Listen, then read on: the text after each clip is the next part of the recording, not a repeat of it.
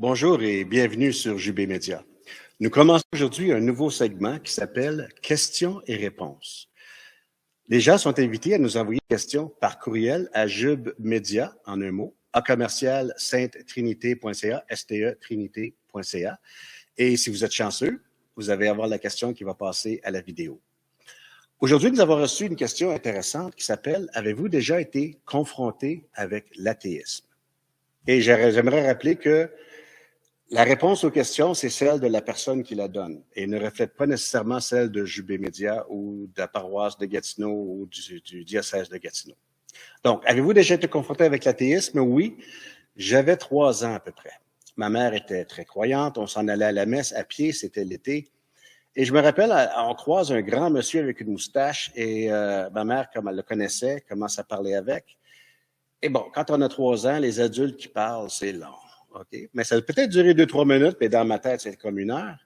Et finalement, ma mère dit, bon, mais nous, on s'en va à la messe, alors ben, ils se saluent, ils s'en vont chacun de leur côté. Et moi, je demande à ma mère, ben le monsieur, il va pas à la messe? Et elle me dit, ah non, lui, il est athée. Quand vous avez 3 ans, c'est un mot mystérieux, athée. J'essaie de voir le rapport entre du thé qu'on boit et aller à la messe. Et je me disais, pourquoi qu'il l'a pas bu avant? Pourquoi qu'il veut pas le boire après? Je comprenais pas le rapport. Athée, c'est-tu une sorte de thé? Y a-tu du BT, du CT? Y a-tu du A-café? C'est comme... et pendant toute la messe, j'essayais de comprendre cette chose-là. Et en sortant de la messe, je demande à ma mère, pourquoi que le monsieur boit pas son thé avant d'aller à la messe? Et ma mère me regarde et elle me dit, de quoi tu parles?